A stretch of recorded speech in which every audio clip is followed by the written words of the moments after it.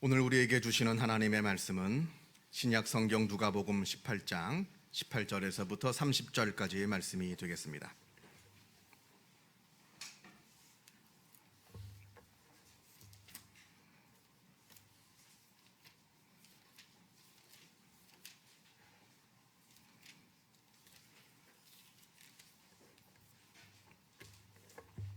신약 성경 126면에 있습니다. 신약 성경 누가복음 18장 18절에서부터 30절까지의 말씀을 봉독합니다. 이 계시의 말씀을 봉독할 때에 살아계신 하나님의 음성을 다 함께 들으실 수 있기를 바랍니다. 어떤 관리가 물어 이르되 선한 선생님이여 내가 무엇을 하여야 영생을 얻으리이까? 예수께서 이르시되 내가 어찌하여 나를 선하다 일컫느냐? 하나님 한 분 외에는 선한 이가 없느니라. 내가 계명을 안 하니 간음하지 말라, 살인하지 말라, 도둑질하지 말라, 거짓 증언하지 말라, 내 부모를 공경하라 하였느니라. 여짜오되 이것은 내가 어려서부터 다 지키었나이다. 예수께서 이 말을 들으시고 이르시되 내게 아직도 한 가지 부족한 것이 있으니 내게 있는 것을 다 팔아 가난한 자들에게 나눠주라. 그리하면 하늘에서 내게 보화가 있으리라. 그리고 와서 나를 따르라 하시니 그 사람이 큰 부자이므로 이 말씀을 듣고 심히 근심하더라. 예수께서 그를 보시고 이르시되 재물이 있는 자는 하나님의 나라에 들어가기가 얼마나 어려운지 낙타가 바늘귀로 들어가는 것이 부자가 하나님의 나라에 들어가는 것보다 쉬우니라 하시니 듣는 자들이 이르되 그런즉 누가 구원을 얻을 수 있나이까? 이르시되 무릇 사람이 할 수 없는 것을 하나님은 하실 수 있느니라. 베드로가 여짜오되 보옵소서 우리가 우리의 것을 다 버리고 주를 따랐나이다. 이르시되 내가 진실로 너희에게 이르노니 하나님의 나라를 위하여 집이나 아내나 형제나 부모나 자식을 버린 자는 현세의 여러 배를 받고 내세의 영생을 받지 못할 자가 없느니라 하시니라. 아멘. 제가 독일에서 공부할 때 재미있는 경험을 하나 한 것이 있습니다. 그곳에 있는 음악대학교에 당대 최고의 독일 성악가, 독일뿐만 아니라 세계적인 당대 최고의 성악가 중에 한 분인 페터 슈라이어가 그 학교를 방문하여서 학생들을 지도해 주는 모습을 본 적이 있습니다. 아마 아시는 분들은 페터 슈라이어를 아실 겁니다. 그때 저희 교회에 성악을 전공하시는 집사님이 계셨는데 이분이 저한테 페터 슈라이어 아주 유명한 사람이 오니까 이런 기회가 없다, 저랑 같이 한번 가봅시다 이렇게 말씀을 하셔서 제가 한번 따라가 본 적이 있습니다. 가봤더니 한 100여 명, 한 150명 정도 앉을 수 있는 그렇게 크지 않은 음악실에 성악을 전공하는 학생들이 이제 가득 앉아 있습니다. 거기서 이제 한 사람씩 앞으로 나와서 그 대가 앞에서 노래를 부르는 겁니다. 노래를 뭐 길게도 부르지 않습니다. 한 곡 전체를 다 부르는 것도 아니고 한 몇 소절 정도 이렇게 부르면 대가가 그 대가께서 이렇게 들으시고 뭐 좋은 부분은 좋다, 뭐 이 부분이 좋다 말씀하시기도 하시고 어떤 부분은 뭐 이렇게 한번 해봐라 교정해 주기도 하고 뭐 그야말로 이제 원 포인트 레슨이 되는 겁니다. 하나만 딱 지적해 주시고 그러면 이제 다른 사람이, 그 사람은 내려가고 다음 사람이 올라와서 또 다른 노래를 또 부르고 자기 노래를 부르고 또 레슨을 받고 또 다른 사람이 또 올라와서 이렇게 또 노래를 부르는 그런 식으로 진행이 되는 그런 뭐라고 그럴까요? 레슨이라고 해야 되나요? 그걸 제가 봤습니다. 제가 그 모습을 가만히 보면서 뒤에 앉아서 가만히 보면서 한번 이런 생각을 해봤습니다. 물론 저 대가도 참 대단하다. 저 사람의 소리를 한번 듣고 저 사람이 어떤 지적할 부분을 딱 지적해줘서 가르쳐주시는 저 대가가 참 대단합니다만 그러나 학생이 더 대단한 거 아니겠는가? 저 짧은 그 한 가지 가르침을 듣고 자기가 성장할 수 있는 발판으로 만들 수 있다라고 하는 게 이게 더 큰 능력이 아니겠는가 하는 생각을 한번 해본 적이 있습니다. 아무리 최고의 대가가 이런저런 얘기를 나에게 많이 해준다 하더라도 내가 그것을 내 것으로 만들어 가지 않는다라고 한다면 그것은 아무 소용이 없다 하는 겁니다. 너무나 소중한 가르침이죠. 그 만나기도 힘든 그 대가를 만나서 그 돈을 주고도 할 수 없는 레슨일 텐데 그러나 그 레슨보다 더 중요한 것은 내가 그것을 얼마나 수용하고 그것을 내 것으로 만들 수 있는 능력이 있느냐, 이게 더 중요하다 하는 생각을 해보았습니다. 우리가 성경을 읽게 되면 예수님 당시에도 수많은 사람들이 예수님께 너무나 소중한 말씀들을 들었습니다. 하나님의 아들이십니다. 하나님의 아들께서 직접 이 땅에 내려오셔서 직접 그 육성으로 하나님의 말씀을 가르쳐 주셨는데, 그런데 그 말씀을 들은 그 많은 사람들 중에 정작 그 말씀을 듣고 바르게 예수님을 믿고 따랐던 사람들은 오히려 소수였다, 많지 않았다라고 하는 것이 우리에게 가르쳐 주는 바가 참으로 많습니다. 세상에 참된 가르침이 적다 합니다. 맞습니다. 세상에 참된 가르침이 많지 않습니다. 그러나 제가 보기에는 그 많지 않은 가르침이라 하더라도, 그것이라 하더라도 바르게 듣고 바르게 따르면 다행일 텐데, 그것조차 하지 못하는 그 모습이 솔직한 우리 시대의 모습이 아니겠는가 하는 생각을 해봅니다. 오늘 본문 말씀을 보게 되면 예수님의 가르침을 듣고서도 그 말씀을 따르지 못해서 슬픈 얼굴을 하고 근심하며 돌아간 한 청년의 이야기가 나옵니다. 어느 한 청년이 예수님께 나왔습니다. 오늘 본문에는 청년이란 말이 없습니다만 우리가 마태복음을 보게 되면 이 사람은 청년이라 합니다. 그리고 이 청년은 관료입니다. 높은 관료입니다. 앞으로 출세가 보장된 엘리트입니다. 게다가 큰 부자였습니다. 또 율법을 완벽하게 지키고 있는 그러한 경건한 사람이기도 하였습니다. 무엇 하나 모자란 것이 없습니다. 또 무엇 하나 부족한 것도 없습니다. 그런 청년이었습니다. 그런데 이 청년에게 한 가지 고민이 있습니다. 그건 바로 영생이라고 하는 문제였습니다. 내가 어떻게 하여야 영생을 얻을 수 있는가? 이 문제를 놓고 깊은 고민에 빠졌습니다. 저는 이 청년을 굉장히 높이 평가합니다. 세상에 즐길 것이 얼마나 많습니까? 게다가 젊은 청년이라 합니다. 그리고 큰 부자입니다.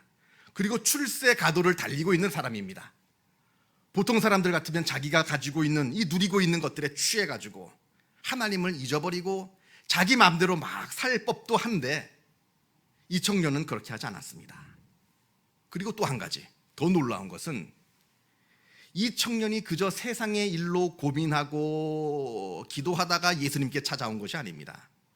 더 많은 재물을 좀 얻게 해달라, 더 높은 지위를 좀 나에게 달라, 이렇게 혼자 고민하고 기도하다가 해답을 얻지 못해서 마지못해 예수님께 찾아온 게 아니라 하는 말입니다. 이 사람이 찾아온 그 문제는 바로 영생의 문제, 바로 영적인 문제를 가지고 고민을 하다가 이 문제를 가지고 예수님을 찾아온 겁니다. 예수님께 묻고자 찾아왔습니다. 이건 우리가 진지하게 한번 생각해 봐야 하는 문제입니다. 나는 무엇을 얻고자 하나님을 찾고 있는가? 지금 내가 간절하게 구하고 있는 문제들은 무엇인가? 땅에 속한 것들인가? 아니면 하늘에 속한 것들인가?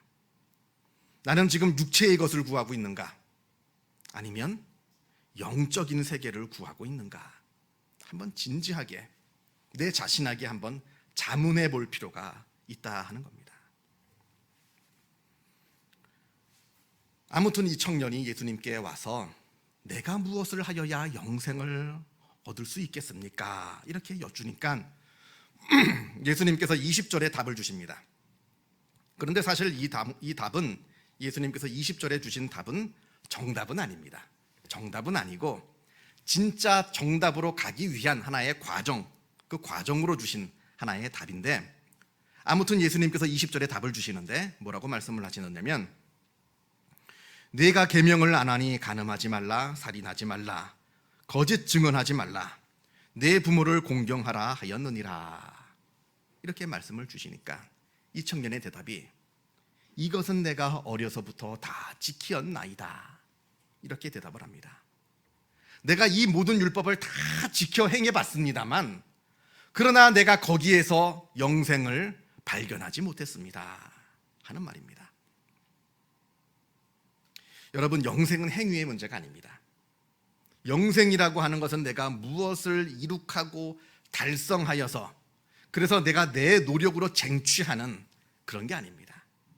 내가 어떤 선한 일을 했다 해서, 내가 어떤 종교적인 어떤 업적을 이루었다고 해서 그래서 얻을 수 있는 그런 것은 아니다 하는 말입니다. 동시에 영생이라고 하는 것은 지식의 문제도 아닙니다. 내가 하나님을 좀 안다고 해서, 내가 예수님을 좀 안다고 해서, 예수님의 십자가의 교리를 내가 좀 들었다 해서, 그리고 내가 성경의 내용을 좀 알고 있다 해서 그것으로 영생을 얻는 것은 절대로 아니다 하는 것을 우리가 기억해야 됩니다. 영생이라고 하는 것은 존재의 문제입니다. 아주 절실한, 절박한 내 실존의 문제라고 하는 것입니다. 이것을 우리가 반드시 기억을 해야 합니다. 율법은 내가 어려서부터 다 지켰나이다 하는 대답을 들으시고 예수님께서 이번에 진짜 대답을 주십니다. 마가복음을 보면 예수님께서 그를 사랑하사 이르시되 이렇게 되어 있습니다. 아마 영생에 대해서 진지하게 물음을 묻고 영생을 향해서 나아가려고 하는, 몸부림치고 있는 이 청년의 모습에 예수님께서 감동을 하셨던 것 같습니다. 그래서 진심으로 이 청년을 사랑하셔서 주시는 말씀이 바로 22절에 나옵니다. 뭐라고 말씀하시냐면, 예수님께서 이 말을 들으시고 이르시되 내게 아직도 한 가지 부족한 것이 있으니 내게 있는 것을 다 팔아 가난한 자들에게 나눠주라. 그리하면 하늘에서 내게 보화가 있으리라. 그리고 와서 나를 따르라 하시니. 너에게 아직도 한 가지 부족한 것이 있다 하십니다. 이 말씀은 아주 결정적인 것이 부족하다는 겁니다. 아주 부수적인 것이 부족하다는 얘기가 아니라 아주 결정적인 것이 하나 부족하다 하시면서 하시는 말씀이, 네가 갖고 있는 모든 재물을 다 팔아서 가난한 사람들에게 나누어 준 다음에야, 그 다음에야 나를 따라오너라. 거기에 영생이 길이 있다 하십니다. 여러분은 이 말씀을 어떻게 받으십니까? 만약에 예수님께서 여러분에게도 동일한 말씀을 주셨다라고 한다면 여러분은 어떻게 하실 겁니까? 예수님께서 여러분에게 너의 모든 것을 다 팔아 가난한 자들에게 나누어 주고 그리고 빈털터리가 되어서 나를 따라오너라 이렇게 말씀하시면, 여러분은 예수님의 말씀대로 그것을 다 팔아 다 나눠 준 다음에 예수님을 따르시겠습니까? 아니면 이 청년처럼 슬픈 얼굴로 근심하며 돌아가시겠습니까? 여기서 우리가 오해하지 말아야 할 것이 하나 있습니다. 이것은 영생은 돈으로 살 수 있는 것이다 이 말이 아닙니다. 큰 돈을 들여야 영생을 우리가 얻을 수 있다 이런 뜻이 아닙니다.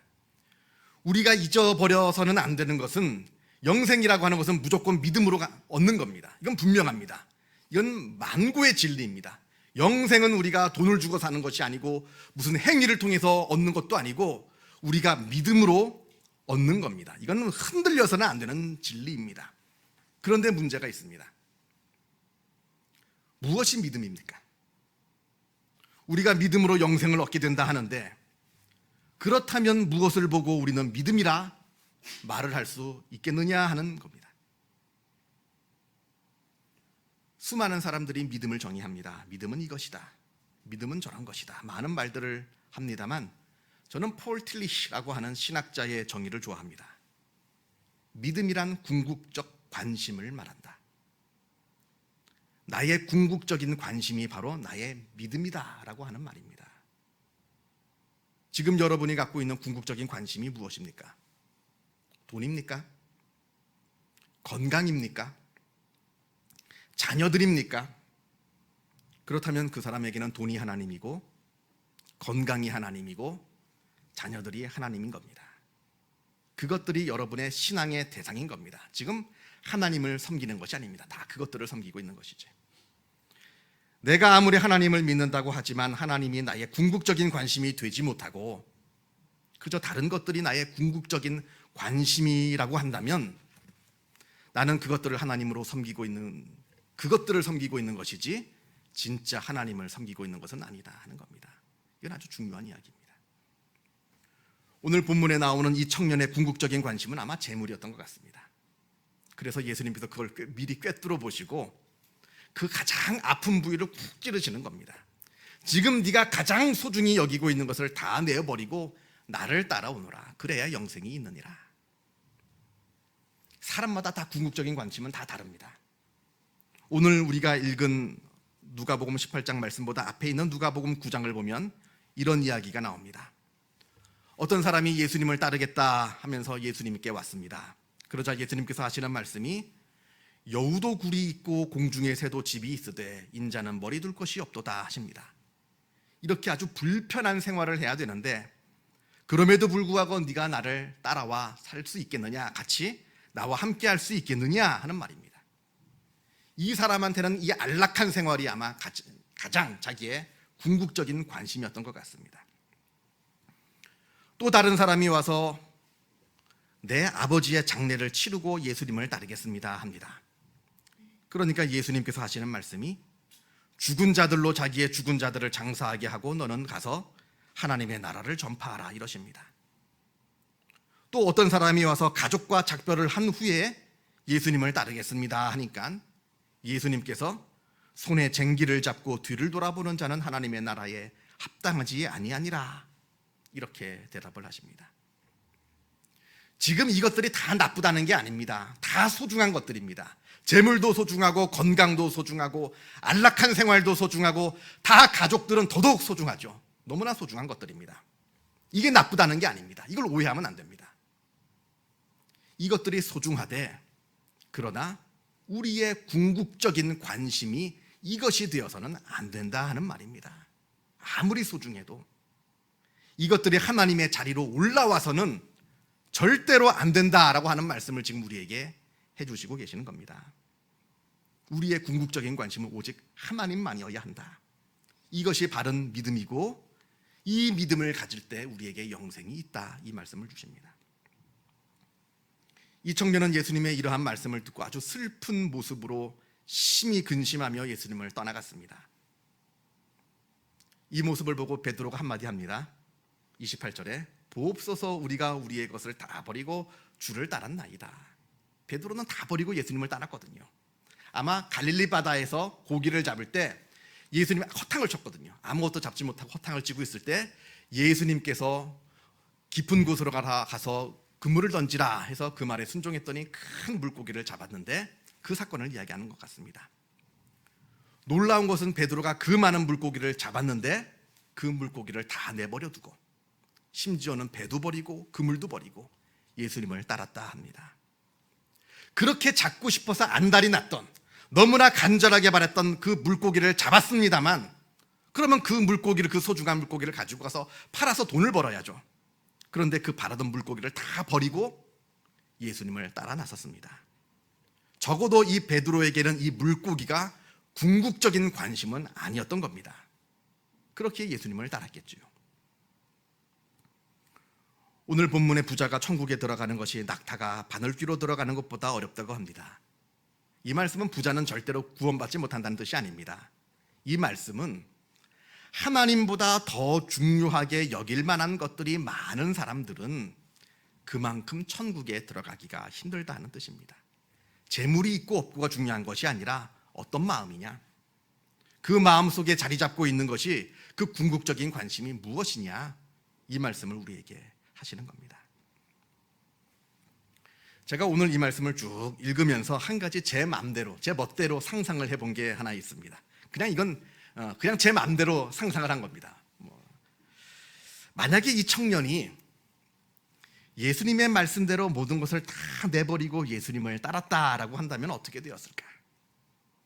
예수님께서 모든 것을 다 버리고 나를 따라오너라 하실 때 예수님 제가 그렇게 하겠습니다 라고 했더라면 예수님은 이 청년에게 어떻게 하셨을까? 그래도 맞다, 다 내버려라 이렇게 하셨을까? 아니면 창세기에 있는 아브라함에게 하신 것처럼 아브라함이 자기의 아들 이삭을 제물로 삼으려고 칼로 내리치려 순간에 아브라함아 아브라함아 하면서 말리시면서 네가 이로써 나를 사랑하는 줄을 내가 알겠노라 하신 것처럼 그것을 못하게 막으셨을까? 그냥 마음만 받으셨을까? 물론 알 수는 없죠. 알 수는 없습니다. 나중에 한번 예수님께 우리 천국 가면 물어볼 수는 있겠죠. 하지만 저는 29절과 30절의 말씀이 의미심장하다 저는 봅니다. 29절하고 30절 말씀 보면 이르시되 내가 진실로 너희에게 이르노니 하나님의 나라를 위하여 집이나 아내나 형제나 부모나 자녀를 버린 자는 현세의 여러 배를 받고 내세의 영생을 받지 못할 자가 없느니라 하시니라. 세상의 것이 아니라 하나님만의 것을 궁극적인 관심으로 삼는 사람은 그저 죽어서 내세에서만, 천국에서만 복을 받는 것이 아니라 그렇게 말씀하지 않으시고 현세와 내세에서 복을 받을 것이라. 그러니까 천국뿐만 아니라 지금 이 땅에서도 복을 받을 것이다 라고 말씀을 하십니다. 분명하게 말씀을 해주시진 않으셨지만 이 말씀을 가지고 우리가 이 청년이 만약에 내가 다 바치겠습니다 라고 말했을 때 어떻게 하셨을까? 그냥 제 멋대로 한번 상상을 해봤다 하는 말입니다. 분명한 건 이겁니다. 하나님은 우리를 도우시는 분이시지 괴롭히는 분이 아닙니다. 하나님은 우리에게 좋은 것을 주시는 분이시지 빼앗는 분이 아니시다 하는 사실입니다. 우리에게 진짜 소중한 것을 주시고자 하는데 우리의 손에 다른 것으로 가득 차 있습니다. 그래서 그것을 우리가 하나님께서 주시고자 하는 그 좋은 것을, 진짜 좋은 것을 받지 못하고 있습니다. 그럴 때 하나님께서 우리에게 말씀하고 계시는 겁니다. 내 손에 가득 들어있는, 네 손으로 가득 쥐고 있는 그 불필요한 것들을 다 내려놓고 진짜 중요한 영생을 취하라 말씀하고 계십니다. 그럴 때 내세와 현세에서 복을 받는다, 이렇게 우리에게 말씀하고 계십니다. 기도하겠습니다. 사랑과 은혜가 충만하신 하나님 아버지 감사합니다. 하나님께서 우리를 사랑하여 주심에 주님의 은혜에 감사를 드립니다. 우리가 이 사랑을 늘 기억하게 하여 주옵시고 이 사랑에 합당한 삶을 우리가 살아가게 하여 주시옵소서. 하나님께서는 우리를 사랑하여 주셔서 우리를 구원하시고 우리에게 영생을 주시고자 원하시지만 우리가 다른 것으로 가리워져 있어서 그 하나님을 바라보지 못하고 하나님을 바로 믿지 못하고 그래서 영생을 우리가 얻지 못하는 일이 없도록 주님께서 우리 마음을 주장하여 주시옵소서. 하나님만을 우리의 궁극적인 관심으로 두게 하여 주옵소서. 하나님만을 가장 우리가 사랑하게 하여 주시옵소서. 다른 것 때문에 하나님을 만나지 못하는 일이 없도록 주님께서 우리에게 믿음을 부으시고 성령을 부으셔서 우리가 진정한 하나님의 사람들이 되어서 하나님께서 주시는 영생을 누리게 하여 주시고 하나님께서 주시는 복을 현세와 내세에서 누리는 복된 삶을 살아가게 하여 주시옵소서. 모든 것 주님께 감사드리오며 이 모든 말씀 우리 주 예수 그리스도 이름으로 기도하옵나이다. 아멘.